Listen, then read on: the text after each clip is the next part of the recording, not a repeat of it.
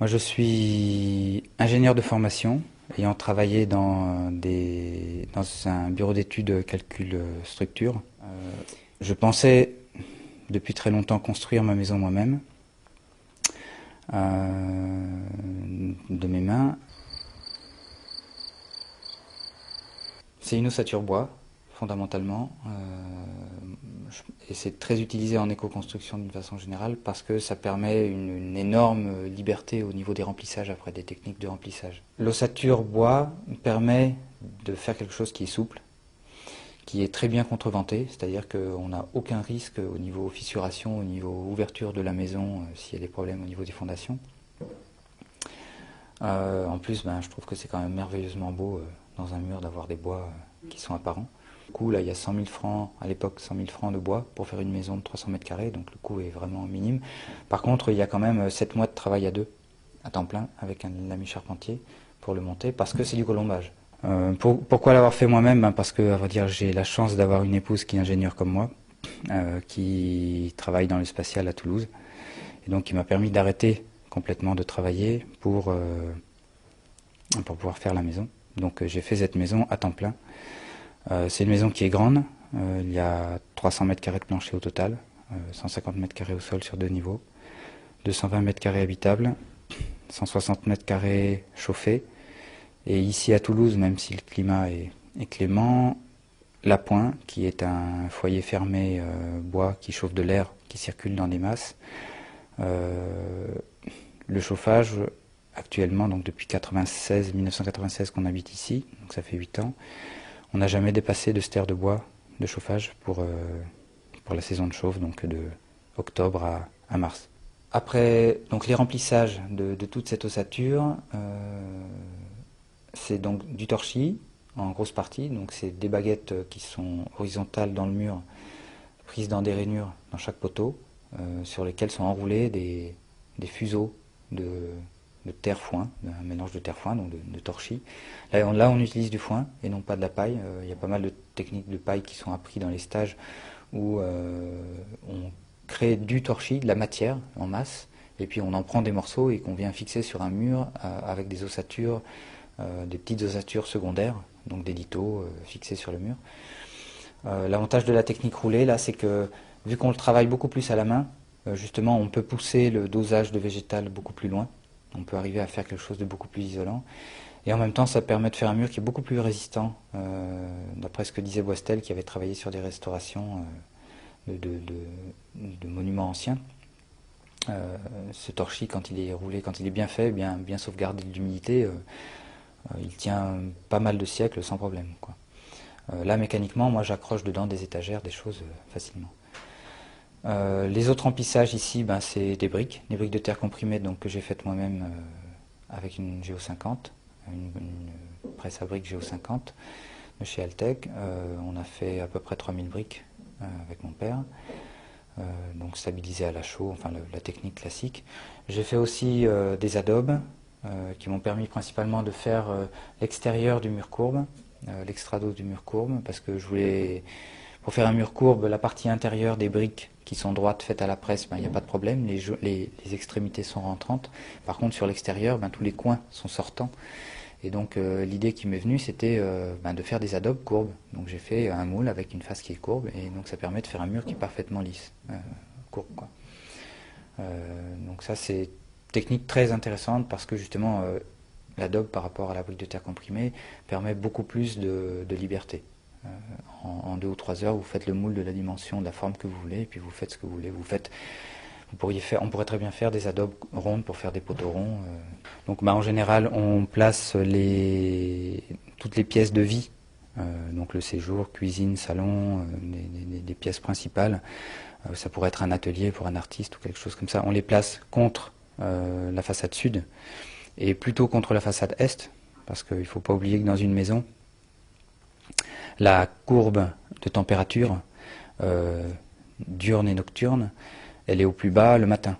Donc c'est toujours le matin, logiquement, dans une maison qui fait froid, et c'est donc le matin qu'il faut essayer d'être ouvert à l'est pour recevoir les premiers rayons du soleil pour réchauffer la maison, sans avoir à refaire du feu, à réutiliser des appoints, plutôt que les ouvrir à l'ouest. Beaucoup de gens ont tendance à vouloir ouvrir à l'ouest pour avoir le soleil du soir, le coucher du soleil, etc. Mais dans les régions nord, ça peut très bien passer. Par contre, dans le sud ici, c'est vraiment un risque de surchauffe important. Dans les mois fin août jusqu'à fin septembre, on risque fort d'avoir beaucoup trop de chaleur dans la maison. Donc ça, c'est les parties de vie que l'on place directement contre la partie captante. Toutes les parties non chauffées, cellier, buanderie, escalier, un garage atelier, plus des greniers, tout ça, on les aligne littéralement le long des parois froides, donc ouest et nord, donc pièces non chauffées qui servent de ce qu'on appelle espace tampon.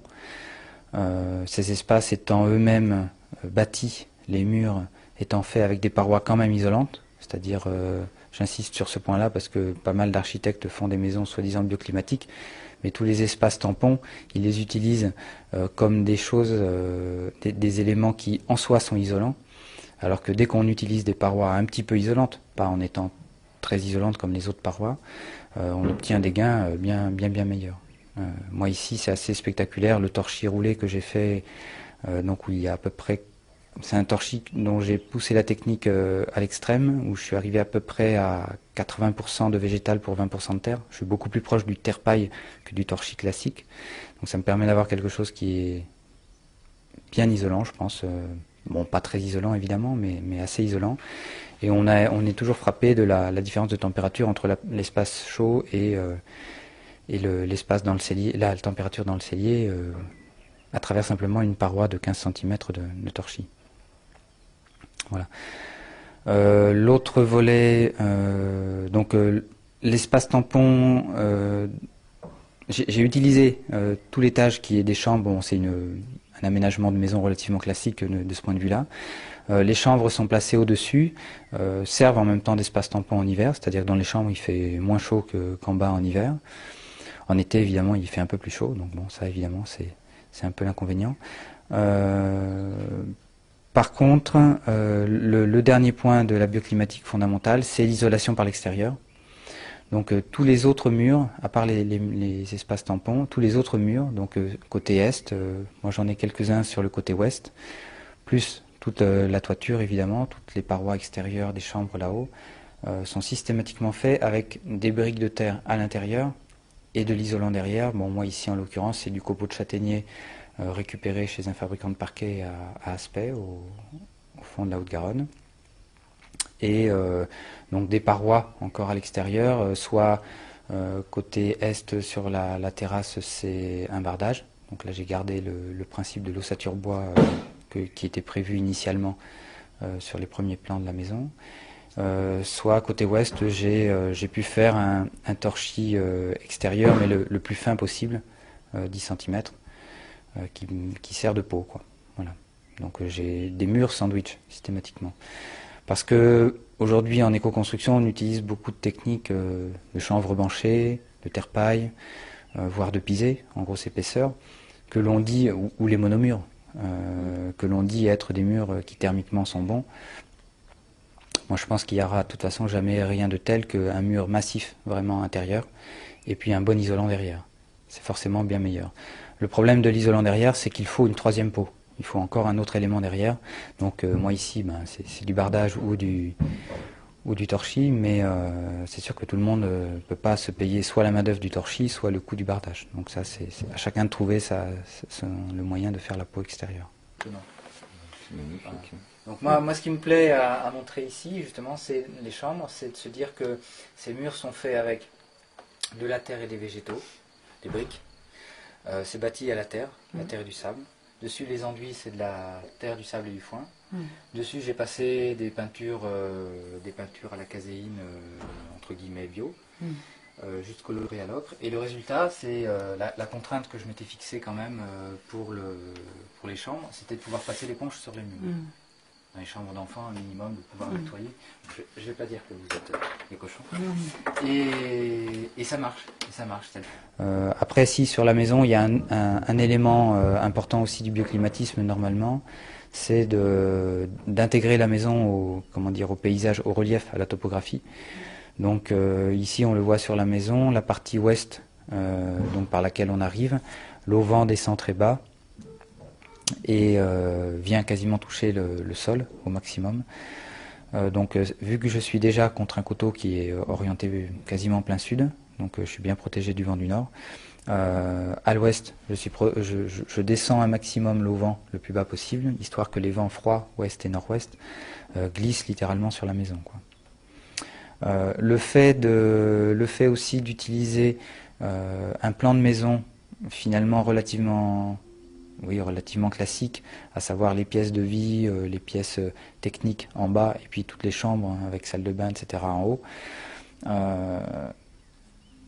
C'est sûr que c'est pas très alternatif dans le sens où ça ne bouscule pas trop les habitudes, mais en même temps, thermiquement, ça a un fond très juste. C'est-à-dire que ça permet de faire une maison qui est compacte. Aujourd'hui, c'est une grande mode dans les pavillons, ici autour de Toulouse ou ailleurs, de faire des maisons qui sont relativement biscornues, avec des morceaux de toit un peu dans tous les sens, des ailes qui dépassent de tous les côtés. Et donc ça, évidemment, au niveau thermique, c'est absolument mauvais. C'est-à-dire que pour le même volume intérieur, on rajoute des surfaces extérieures. Donc forcément, on perd le rapport thermique. Mais ça suffit pas. Celui-là, sur 15 cm. Tu peux très bien utiliser du terre-paille, mais du côté où il va y avoir le son, enfin si c'est un mur qui doit être phonique, je pense qu'il faut faire des enduits épais dessus. Il faut faire de la masse de chaque côté. Il faut de la densité. Oui. Pour le son. Oui. Nous, on cogite un atelier bois et on a un peu un problème parce qu'un atelier bois, ça risque de faire du bruit. Il ne faut pas que la densité. Il y a plusieurs choses. Il y a la densité. Si tu fais un truc très dense, tu fais du béton. Ben ouais. D'accord? Au niveau phonique, c'est bien et c'est très mauvais. C'est-à-dire ça réverbère. Donc, certes, tu n'entends pas trop ce qui se passe derrière. Par contre, toi, sandwich. Pour le phonique, il faut que ce soit un élément sandwich. Il faut qu'il y ait des éléments légers, des éléments lourds, des éléments légers, des éléments lourds, alternés. Ah oui. C'est ça l'astuce pour le phonique. C'est que ça. Donc c'est une maison bioclimatique par principe, donc orientée avec une façade captante la plus grande possible au sud. Donc moi ici j'ai utilisé un principe que j'avais vu dans les règles thermiques quand j'étais en école d'ingénieur. C'est en quelque sorte la paroi, ils appellent ça, c'est un terme barbare, paroi pariétodynamique, à savoir dans une paroi extérieure, de faire en sorte que l'air de ventilation de la maison pénètre par la partie basse de la paroi, monte dans la paroi, dans le creux de la paroi, et rentre dans la maison par la partie haute. Et donc de ce fait, l'air extérieur de ventilation de la maison a récupéré en quelque sorte les calories qui sont perdues par la paroi, à travers la paroi. Et donc ce principe-là, je l'ai utilisé moi ici sur la serre elle-même, c'est-à-dire sur une espèce d'espace technique étroit, qui n'est pas vraiment un espace de vie. On a fait une petite partie vie pour en profiter quand même en hiver, puisqu'en hiver dans cette serre, avec des capteurs solaires qui sont en contrebas, donc qui envoient de l'air préchauffé dedans, en hiver, dès qu'il y a une bonne journée de soleil, il fait 35 dans la serre, même quand il fait bien froid dehors. Et donc on a de l'air avec la porte-fenêtre ouverte, on a de l'air qui pénètre dans la maison très chaude. Et donc on n'a même pas besoin de faire circuler le système d'air en circuit fermé dans les masses. Simplement l'air de ventilation qui rentre dans la maison suffit à chauffer la maison. En général, quand il fait très beau en hiver, on a 25 degrés le soir dans la maison. Sur une façade sud, dans une région comme Toulouse, il faut faire attention aux problèmes de surchauffe de l'été. Donc absolument éviter tout ce qui est véranda avec des toitures vitrées, ça c'est absolument à proscrire, c'est des choses qui ne devraient plus exister. Toutes les toitures doivent être absolument fermées et il faut simplement calculer les avancées de toit pour qu'en hiver le soleil rentre bien dedans et puis qu'en été ce soit complètement ombragé. Donc moi c'est le cas, à peu près un mois autour du 21 juin, la période la plus haute, le soleil ne rentre pas du tout dans la serre, au pied des vitres, pendant la période chaude de la journée. Et en plus, donc j'ai des volets roulants, j'ai des systèmes de ventilation en partie haute de la serre qui permettent de ventiler complètement la serre en été. Et l'été dernier, par exemple, 93 canicule, même fin août, où le soleil rentrait déjà un peu dans la serre. Donc la serre, évidemment, la porte fermée, la porte-fenêtre est fermée par rapport à l'intérieur de la maison. La ventilation haute de la serre plus les capteurs extérieurs complètement couverts par des panneaux de bois pendant tout l'été, finalement j'ai réussi, en baissant une partie des volets roulants, plus en mettant simplement des draps tendus sur le bas des vitres, à avoir dans la serre 2 degrés de moins que dehors. Ce qui m'a quand même moi-même beaucoup surpris parce que, vu la chaleur qu'il faisait. Et donc le résultat, dans la maison, on n'a pas dépassé 26 degrés l'été dernier. Alors que pourtant on a une maison qui, au niveau orientation, pourrait laisser des doutes, quoi. Ouverte en permanence. Ouais. En été, on a tendance au contraire à tout refermer, si tu veux, parce qu'il fait quand même plus chaud là que dans la maison. Et en été, en plus, j'ouvre, tu vois, des ouvrants fixes, qui permettent justement de faire fonctionner la ventilation de la serre sur elle-même, enfin directement sur l'extérieur. D'accord. Pour que les calories soient évacuées directement. Okay. Par contre, donc en hiver, ces ventilations sont fermées, et donc l'air, par convection naturelle, simplement parce qu'il y a une très grande hauteur entre l'entrée en bas et la sortie en partie haute des ventilations de l'étage, ou de la cheminée, du conduit de cheminée du four à pain, il y a tellement de hauteur que ça aspire de toute façon, quelles que soient les conditions, le vent et tout ça. De toute façon, ça aspire, c'est la hauteur qui compte. Différence de pression, simplement, pression atmosphérique. Et donc, l'air pénètre par les capteurs, pénètre ici dans ces trous-là, rentre dans la maison. Donc, quand il fait pas très chaud, quand il fait pas très beau en hiver, la porte-fenêtre est fermée, ça rentre juste par les petits trous, mais ça suffit comme ventilation quand même. Et dès qu'il fait bon, on ouvre la porte carrément, donc là ça fait un appel d'air encore plus grand, et donc là tu as de l'air qui est d'abord chauffé par les capteurs, ça rentre déjà à sans doute 25 degrés facile, plus dans la serre ici, dès qu'il y a vraiment du soleil de façon importante dans la journée, quoi, je veux dire, de façon continue, là le thermomètre il monte à 35 facile, quoi. Et donc tu as de l'air vraiment qui rentre dans la maison à 35 degrés en hiver. Qui fait que le résultat, il est de souvent, quand il y a des belles journées de soleil en hiver, on a 25 degrés le soir dans la maison. Et du fait qu'il y ait une conception bioclimatique de la maison, à savoir les espaces tampons qui isolent bien, beaucoup de masse thermique à l'intérieur qui accumule cette chaleur, j'ai très peu de pertes, même sans chauffage du tout, c'est-à-dire même sans faire de feu d'appoint. J'ai maximum 2 degrés de moins le matin que le soir, sans chauffage pendant la nuit. Ça c'est le principe de l'accumulation dans beaucoup de masse thermique. Moi je suis vraiment persuadé que on dit que la Terre est isolante.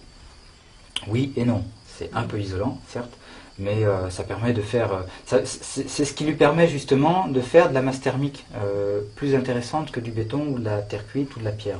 Parce que justement, elle peut accumuler lentement la chaleur et la restituer lentement. C'est le piège dans lequel je suis tombé à propos du mur capteur ici en fond de serre. Donc c'est un peu sur le principe du mur trombe. Donc il reçoit de la chaleur en hiver à travers le vitre, et puis il est censé l'accumuler pour la restituer par convection à travers le mur. Ça rayonne normalement avec un certain déphasage, un certain nombre d'heures, le soir dans la maison. Oh, d'accord. Le problème ici, c'est que moi je connaissais cette technique dans des tas d'expériences que j'avais vues dans des revues ou des livres sur des maisons faites dans les années 70, 80, 90. Mais tout était fait en béton, ces murs-là étaient faits en béton ou en terre cuite en général. De temps en temps même en pierre. Mais ça, ce sont des éléments qui sont beaucoup plus conducteurs que la terre crue. Et donc pour la terre ici, en réalité, j'aurais pas dû faire un mur de 30 cm d'épaisseur, comme les murs classiques, mais simplement sans doute de 15. Simplement remplir entre les deux poteaux, ça aurait suffi. C'est un chantier qui est toujours en finition, beaucoup de finition, parce que j'ai envie de tout faire moi-même, y compris les meubles, les placards, tous les aménagements intérieurs. Ma vraie passion, moi, c'est surtout le jardin et non plus que la construction. Et dans le monde d'aujourd'hui où je pense qu'on va avoir des problèmes au niveau de la production alimentaire dans les années qui viennent, il est urgent de se remettre à cultiver la terre sainement. Et donc je fais un potager biologique, mais sur un terrain qui ici jusqu'en 90 était cultivé en chimique. Donc j'ai beaucoup de mal. Et donc là, on est quasiment autonome, au moins en fruits et légumes maintenant en saison, alors qu'on est une famille de 5. Et donc pour ceux qui connaissent bien le jardin, ils savent bien que ce genre d'activité, ça prend 80% de l'année. Donc étant aujourd'hui toujours à mon foyer, à m'occuper de 3 enfants en parallèle, la maison met du temps à se terminer. Voilà. le système de lit filtrant planté, donc c'est un système où l'eau percole à travers donc un système de drain drainé, avec une surface relativement fine, c'est un sable un peu grossier, dessous des graviers, des galets de plus en plus gros, et des systèmes de drain dessous. Et le principe, c'est d'envoyer de l'eau. Alors en général, ces systèmes sont faits en une grande surface qui est divisée en plusieurs éléments, en plusieurs zones, et chaque jour ou tous les 2 ou 3 jours, on change de zone. Et donc on envoie l'eau par vague entière en collectif, ils appellent ça des bâchets de 2 ou 3 mètres cubes, ça se remplit et puis quand c'est plein, pouf, ça s'envoie. Donc ça permet de bien vidanger toutes les tuyauteries, ça fonctionne très très bien dans toutes conditions. L'eau est répartie en différents points sur la surface, de façon parfaitement horizontale. Et donc l'eau percole à travers et toutes les matières qui sont dans l'eau finalement restent en surface. Ça composte littéralement en surface, en plein air. C'est ça qui est assez impressionnant. Tout est planté de phragmites, qui sont donc des plantes ultra résistantes par rapport à toutes les charges qui sont dans l'eau, qui sont réputées vraiment les plantes les plus costauds. Et l'eau qui sort après un premier passage dans ce système-là, déjà c'est assez impressionnant de voir comme elle est bien filtrée. Et on passe avec dans un deuxième bassin où là on répartit sur une surface beaucoup plus grande avec un sable filtrant plus fin, les mêmes plantes qui sont dedans. Et au bout, on a une eau qui est déclarée être rejetable sans aucun problème au niveau des dosages analysés de ce qu'ils appellent la DCO, la DBO, enfin les différentes quantités de matière organique qui sont dans l'eau. C'est des choses qui sont agréées pour être rejetées directement dans le milieu naturel. Et des gens du CAUE, des femmes du CAUE, architectes, sont allés visiter ici et des installations diverses dans le Tarn, et elles se sont permises de faire des documents à distribuer au public là-dessus, or vu que c'est pas agréé. C'est très intéressant parce que ça a enclenché une enquête de ces gens du département, et ils sont venus ici, donc des gens qui étaient compétents en matière d'assainissement, donc c'était vraiment très intéressant. Et ils sont tout à fait conscients qu'effectivement ce système-là doit pouvoir marcher en individuel. Par contre, il faut qu'il y ait une contrainte de suivi et d'entretien. C'est-à-dire que moi je connais bien la question, donc je m'en occupe, c'est-à-dire qu'il faut faucher 2 ou 3 fois par an toute la matière pour qu'elle ne retombe pas dedans, parce que sinon ça s'envase beaucoup trop vite. Et puis surveiller tout ce qui est étanchéité.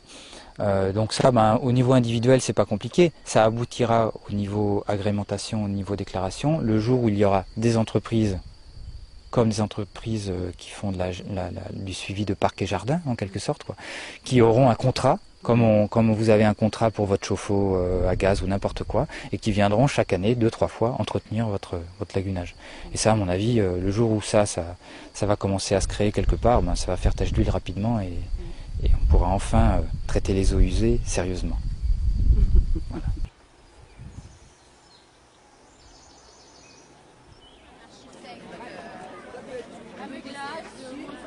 Ouvert les panneaux. Moi, la structure, j'ai réfléchi à la faire seulement hier soir à 8h du soir. J'ai coupé les bambous, il était minuit et demi. Alors, vous m'avez dit que